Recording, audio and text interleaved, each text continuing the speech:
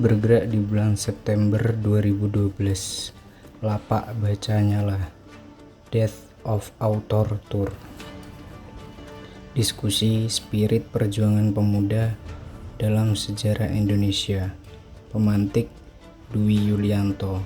16 November 2017 at Kampus Institut Kiai Haji Abdul Pacet Mojokerto 0800 WIB sampai dengan selesai. Cari kami di Instagram lapak LP Nyala, https lapaknyala.000 web host app.com.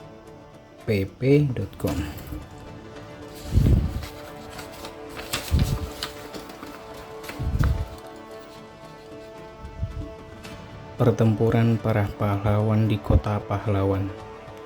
10 November diperingati sebagai Hari Pahlawan. Ini tidak lepas dari perang besar masyarakat di Kota Pahlawan, Surabaya, yang menjadi pelopor semangat perang di Indonesia. Perang di Surabaya adalah perang terbesar Indonesia pasca kemerdekaan Indonesia. Tentara Inggris yang terkenal dengan tentara terbaik saat itu dibuat kewalahan oleh arek-arek Surabaya. Penaklukan kota Surabaya yang ditargetkan hanya 3 hari berlarut sampai 3 minggu. Perang ini berawal dari datangnya 5.000 tentara sekutu yang dipimpin oleh Brigadir Albertine Walter Southern Malabi ke kota Surabaya pada tanggal 25 Oktober dengan dalih pelucutan senjata tentara Jepang. Setibanya di kota Surabaya, pasukan mendirikan 8 pos pertahanan di kota Surabaya. Kedatangan pasukan sekutu yang membawa begitu banyak infanteri perang membuat Ketua BKR Jawa Timur, DRG Mustopo, tidak nyaman. Akhirnya, setelah perundingan panjang dengan pihak sekutu yang diwakili Brigadir Malabi, akhirnya menyetujui kesepakatan yang berisi 1. Yang dilecuti senjata-senjatanya hanya tentara Jepang. 2. Tentara Inggris selaku wakil sekutu akan membantu Indonesia dalam pemeliharaan keamanan dan perdamaian. 3. Setelah semua senjata Jepang dilecuti, mereka akan diangkut melalui laut. Namun pada malam harinya, tentara sekutu melanggar janji mereka dengan menyerang penjara Kalisolo dan membebaskan beberapa tentara Belanda yang ditawan pasukan Indonesia. Pada tanggal 27 Oktober, sebuah pesawat Dakota atas perintah Majen Hawthorne terbang dari langit Jakarta menyebarkan selebaran yang isinya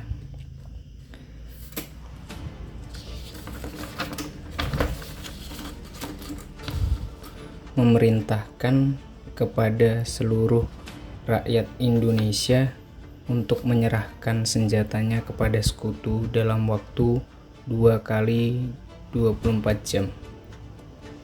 Jika masih ada rakyat Indonesia yang membawa senjata, maka akan ditembak di tempat. Kebijakan ini melanggar kesepakatan yang telah disetujui oleh Malabi. Akhirnya, pimpinan perang yang ada di Surabaya menyerukan untuk menyerbu pos pertahanan yang didirikan sekutu.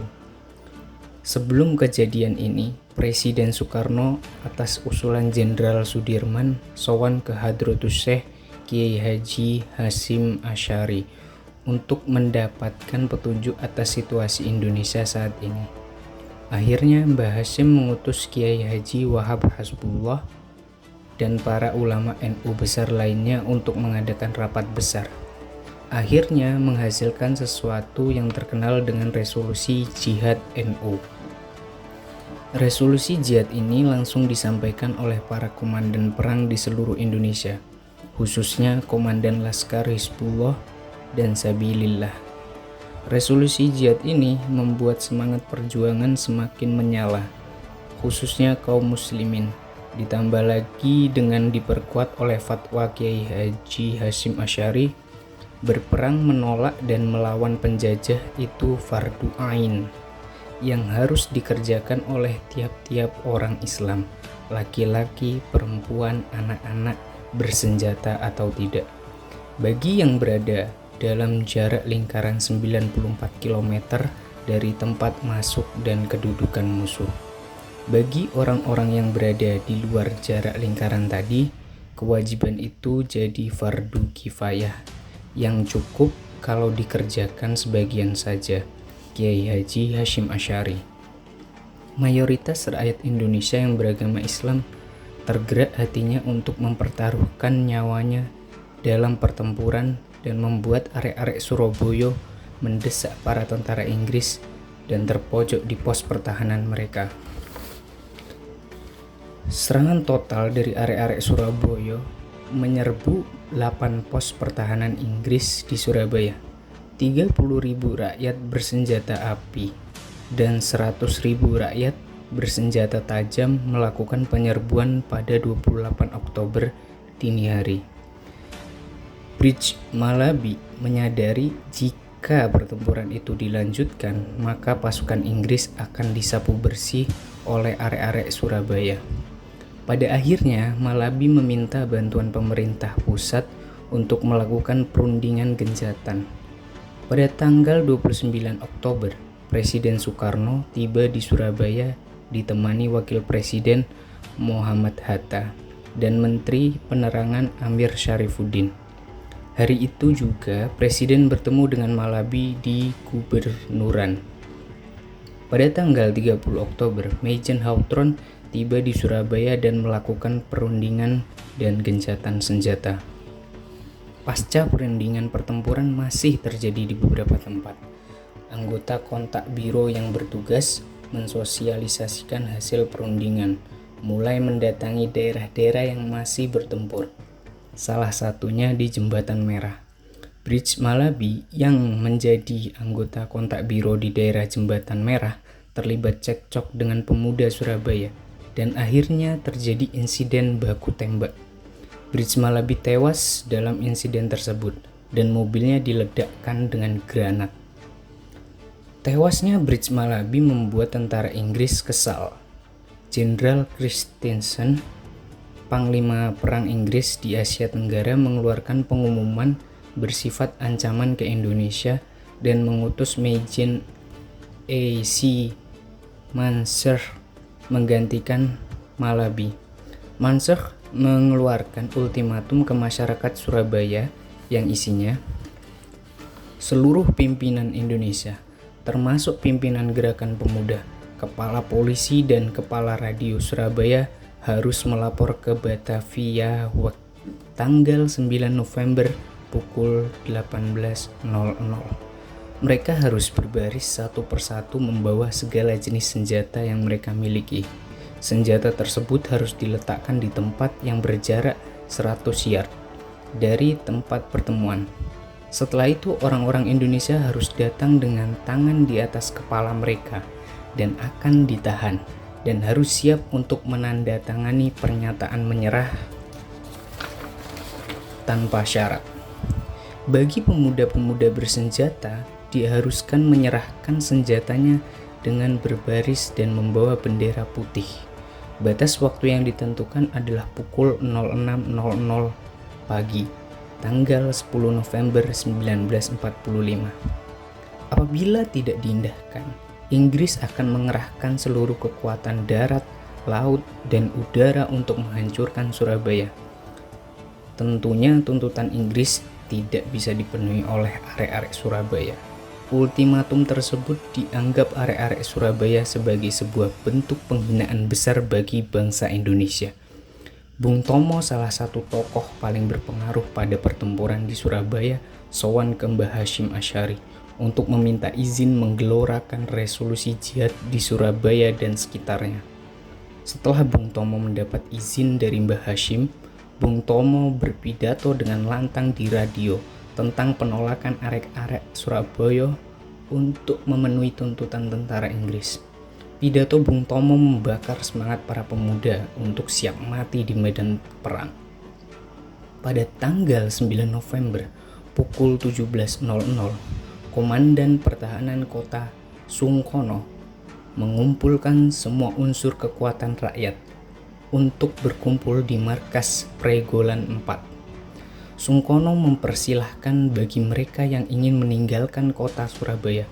Namun, mereka yang akan berjuang mempertahankan Surabaya mati-matian.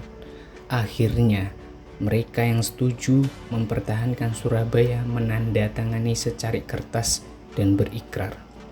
Akhirnya batas ultimatum sudah berakhir. Pada tanggal 10 November 1945, Surabaya diserang oleh Inggris dengan kekuatan penuh dari darat, air, dan udara. Sekitar 25.000 pasukan Inggris yang dipimpin Majen A.C. Marshall ditambah 1.500 mariner yang dilengkapi kapal perang, pesawat tempur Thunderbolt, Mosquito, dan tank kelas Sherman yang pada saat itu senjata paling canggih. Penyerangan yang sangat brutal pada hari pertama menimbulkan korban yang besar di kubu Surabaya. Pada awal peperangan memang para pejuang Surabaya masih belum terorganisir dengan baik. Namun hari demi hari para pejuang di Surabaya mulai terkoordinasi dengan baik. Ditambah dengan lantunan orasi dari radio perlawanan yang siaran di Jalan Mawar nomor 4 dengan dipimpin Bung Karno, Bung Tomo terus membakar semangat para pejuang Surabaya. Perang di Surabaya berakhir pada 28 November di Gunung Sari yang dimenangkan oleh tentara Inggris. Perang yang berlangsung selama 3 minggu ini memakan banyak korban jiwa. Sekitar 20.000 pejuang Indonesia gugur sebagai syuhada dan sekitar 1.500 tentara terlatih Inggris tewas.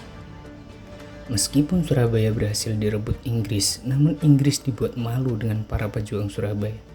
Janji pasukan Inggris akan membumi hanguskan Surabaya dalam waktu 3 hari malah molor sampai 3 minggu. Ditambah lagi dalam 1 bulan pertempuran di Surabaya, Inggris kehilangan 2 jenderal terbaiknya. Ditambah lagi kecaman dari pihak internasional atas tindakan Inggris terhadap Indonesia yang sudah menyatakan diri merdeka. Untuk mengenang perjuangan yang menjadi pelopor perjuangan-perjuangan di wilayah lainnya, untuk mempertahankan Indonesia, pemerintah membuat sebuah tugu pahlawan di Pasar Turi dan menjadikan 10 November sebagai Hari Pahlawan.